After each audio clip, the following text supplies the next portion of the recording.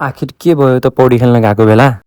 नमस्ते सबैजनालाई। आज चाहिँ म जाँदै थिएँ साथीहरूसँग पौडी खेल्नको लागि। साथीहरू मध्ये कोही चाहिँ आइसकेको थिए र कोही चाहिँ पसलबाट आउँदै थिए। एकछिन कुर्दा पनि उनीहरू नआएपछि हामी बाटोमा निस्क्यौँ।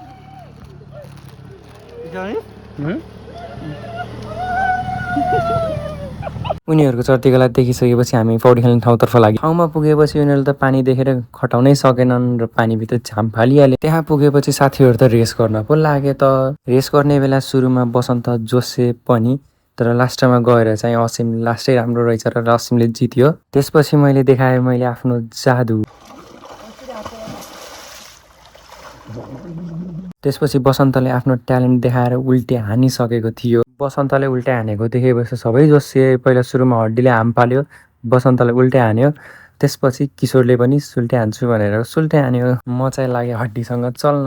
मैले हड्डीलाई दिएसम्म स्ल्याम। उता बसन्तलाई दुर्लभले के भनिदिएछ र बसन्त र दुर्लभ लाग्यो लड्न। त्यहीको बिचमा मैले उठाएँ फाइदा र एकन सर्ट दिइहालेँ।